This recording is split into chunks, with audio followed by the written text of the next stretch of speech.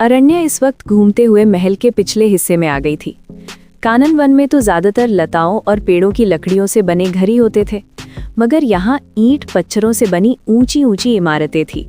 ये राजमहल भी बहुत विशाल था, इतना विशाल कि इसे पूरा घूमने के लिए एक दिन भी काफी नहीं था। महल के पीछे बहुत ही खूबसूरत बगीचा बना हुआ था, जहाँ लंबे ऊंचे वृक्ष और ढेर सारे खूबसूरत फूलों के पौधे लगे हुए थे। अरण्या वहां रंग बिरंगे फूलों के पौधों को देखकर बेहद खुश हो गई। उसने आगे बढ़कर उन फूलों को तोड़ने के लिए अपना हाथ बढ़ाया और उनमें से एक नीले फूल को तोड़ लिया। ये कौन सा फूल है? ऐसा फूल तो मैंने कानन वन में आज तक कभी नहीं देखा। शायद नवाजों में कानन वन से अलग फूल मिलते होंगे। उसने उस फूल को नाक के पास लाकर उसे सूंघा, मगर उसमें से कोई महक नहीं आ रही थी। अरण्या को बड़ी हैरानी हुई।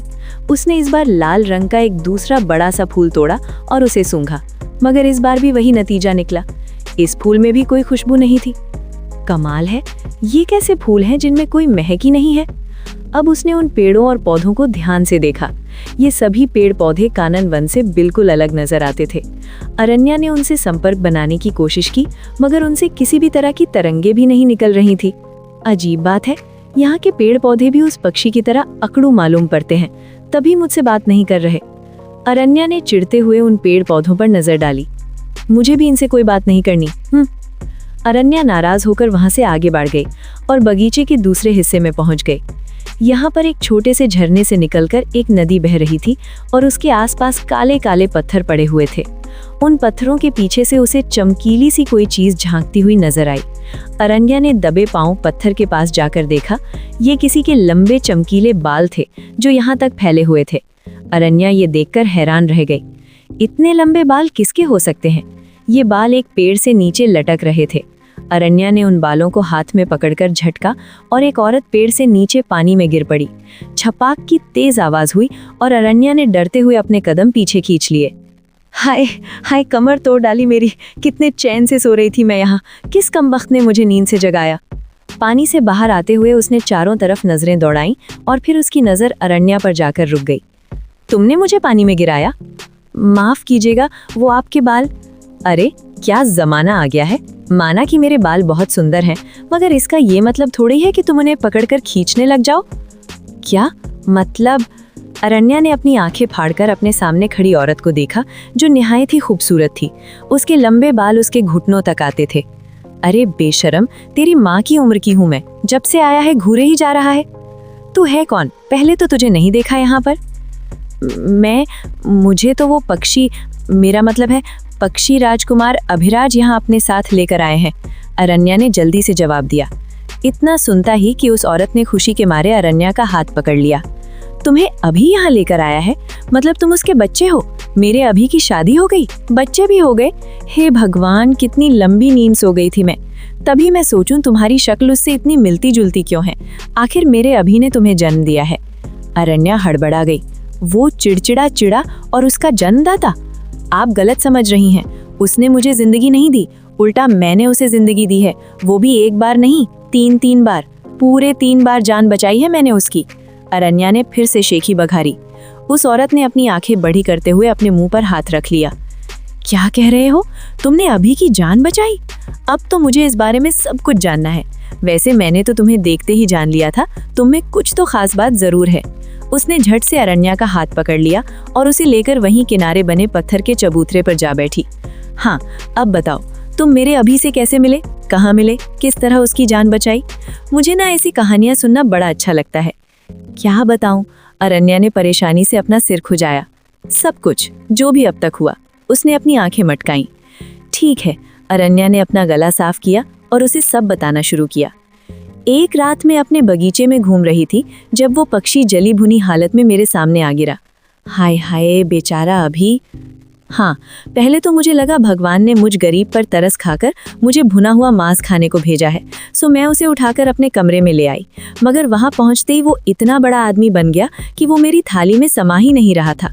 फिर मैंने उसका इलाज किया और वो उठकर चलने फिरने लगा।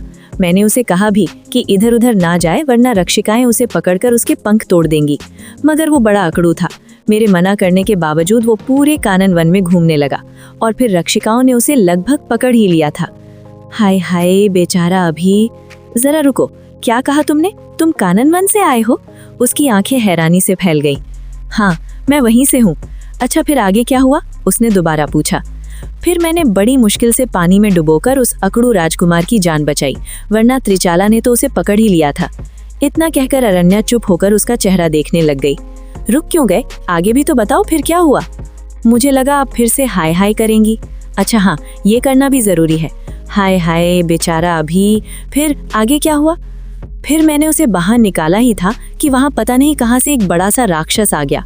उसने मार मार कर पक्षी राजकुमार की ऐसी बुरी गत बनाई कि मैं क्या बताऊं।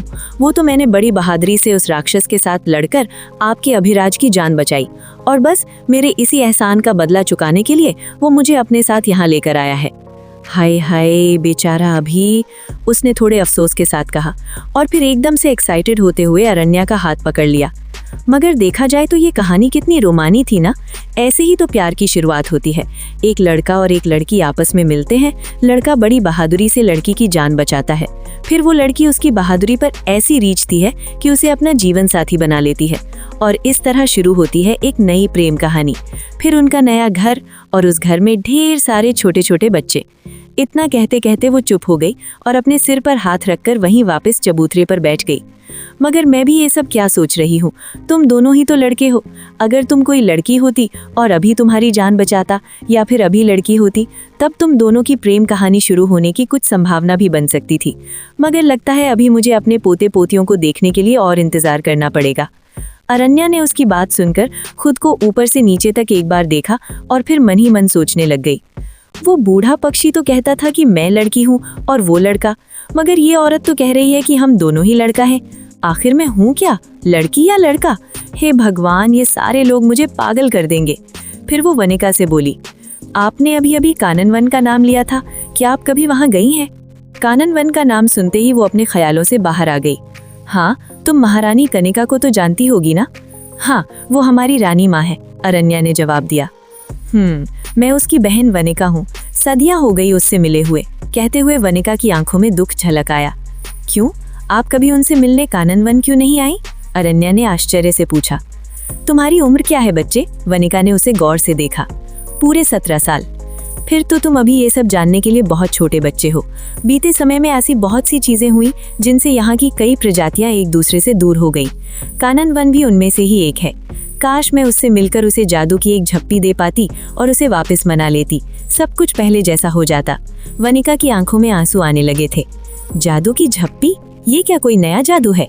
अरण्या ने अपना सिर खुजाया, और बदले में वनिका ने उसे अपनी तरफ खींचा और कसकर अपने गले से लगा लिया। सबसे बड़ा जादू है ये, जिससे हर रूठा हुआ प्राणी खुश हो जाता है। कभी तुम भी आजमा कर देखना। वनिका के कपड़ों से बड़ी अच्छी खुशबू आ रही थी। अरण्या खुद हैरान थी कि उसने आखिर किन फूलों का इत्र बनाया होगा जिसमें इतनी अच्छी खुशबू है। तुम्हारी और अभी की जोड़ी नहीं बन पाई तो क्या हुआ, मैं यहाँ की किसी और अच्छी लड़की के साथ तुम्हारी जोड़ी बनवा दूंगी। अभी तो तुम जवान हो, खूबसूरत हो, तुम्हारे लिए तो लड़कियों की कतारें लग जाएंगी। वनिका ने उसकी पीठ ठोकते हुए कहा। सच में? और वो कैसे? तुम ये सब मुझ पर छोड़ दो। लोग कहते हैं जोड़ियां स्वर्ग में बनती हैं, मगर यहाँ नवाजों में सारी जोड़ियां मैंने ही बनाई हैं। प्रलय के बाद जब यहाँ की जनसंख्या कम हो गई थी, तब से ही सबको अपना जीवन साथी तलाशने में मैं उनकी मदद करती हूँ, ताकि कोई अकेला ना रहे। बस मुझे इतना बता दो कि तुम्हें कैसी लड़की पसंद है। मैं खुद तुम्हें ऐसा प्रेम पत्र लिख कर दूंगी कि वो लड़की तुम्हारी तरफ खींची चली आएगी, बिल्कुल वैसे ही जैसे फूलों को देखकर भंवरा खींचा चला आता है। वनिका खिलखिलाई। बिल्कुल वैसे ही जैसे आपने महल की बाकी लड़कियों को मुझे रिझाने के लिए प्रेम पत्र लिख कर दिया है। पीछे से अभिराज की आवाज आई। वनिका और अरण्या ने चौंकते हुए पीछे मुड़कर देखा। पीछे अभिराज खड़ा था और उसके हाथ में ढेर सारे रंग बिरंगे कागज के पुलिंदे थे। जब से यहाँ आया हूँ कोई ना कोई लड़की मुझे अपने प्रेम पत्र दिए ही जा रही है। मैंने आपसे पहले भी कहा है, मुझे अभी शादी वादी नहीं करनी, इसलिए मेहरबानी करके अब आप उन लड़कियों को मेरे लिए प्रेम पत्र बांटना बंद कीजिए। अभिराज ने चिढ़ते हुए कहा। हाय हाय, मेरा बच्चा कितना बड़ा हो गया। पिछली बार जब देखा था तो छोटा सा चूजा था, नजर न लगे किसी की। वनिका ने खुशी से उसकी बलाइयां ली। चूजा। अरण्या के हंसने की आवाज सुनकर अभिराज ने उसे घूरा और वो एकदम से चुप होकर उसके हाथ में पकड़े कागज गिनने लग गई। 1, 2, 10, 12, 25। खत तो और की थे, मगर उससे पहले ही अभिराज ने अपने हाथ हवा में लहराए और वो सारे खत जलकर राख हो गए। ये क्या किया तूने? उन लड़कियों का प्यार था इन खतों में, सबके दिल जला दिए तूने। वनिका ने दुखी होते हुए उसकी तरफ देखा। मेरी प्यारी दादी माँ, आपके होते हुए मुझे किसी और की ज़रूरत नहीं है, और कम से कम इन चिपकू लड़कियों की तो बिल्कुल भी नहीं, जो सारा दिन मेरे आगे पीछे नाचती रहती हैं। अभी अभी तो मैं वापस आया हूँ, मुझे अभी बहुत सारे काम पूरे करने हैं। ये प्यार व्यार शादी, इन सब चीज़ों के लिए अभी मेरे पास वक्त नहीं है। अभिराज ने प्यार से वनिका के गाल खींचे और आखिरकार वो भी मुस्कुरा ही दी, मगर इधर अरण्या का मुंह खुला का खुला रह गया। दादी माँ, ये पक्षी खुद ही 700 साल का है, अब उसकी दादी माँ की उम्र क्या होगी? वनिका अभी भी इतनी खूबसूरत थी कि उसकी उम्र का अंदाजा लगा पाना बेहद मुश्किल था। हट बेशरम, इतना भी नहीं पता, लड़कियों से उम्र नहीं पूछते, यही कोई 20-25 साल की होंगी मैं, वनिका ने शर्माते हुए जवाब दिया, जिसे सुनकर अभिराज को हंसी आ गई। बिल्कुल, आप हमेशा ऐसे ही जवान बनी रहेंगी। वैसे तुमने अब तक अपना नाम नहीं बताया, तुम्हारे घर में और कौन कौन है? वनिका ने अरण्या की तरफ देखा। मेरा नाम इसका नाम अरुण है। अभिराज ने झट से उसकी बात काटते हुए जवाब दिया। अरण्या ने हैरानी से उसकी तरफ देखा। जब तक तुम यहाँ हो यही तुम्हारा नाम है, अभिराज ने धीमी आवाज में उससे कहा, वरना तुम्हारे घर वाले तुम्हें यहाँ से उठा ले जाएंगे। वो इस समय लड़के के रूप में थी, ऐसे में उसका खुद को लड़की के रूप में जाहिर करना बहुत सारी मुश्किलें खड़ी कर सकता था। वापस जाने के नाम से ही अरण्या डर गई। उसने भी फौरन हाँ में अपना सिर हिला दिया। दादी माँ, मुझे कुछ काम है, मैं आपसे बाद में मिलता हूँ। अभिराज के वहां से जाते ही वनिका अरण्या की तरफ मुड़ी।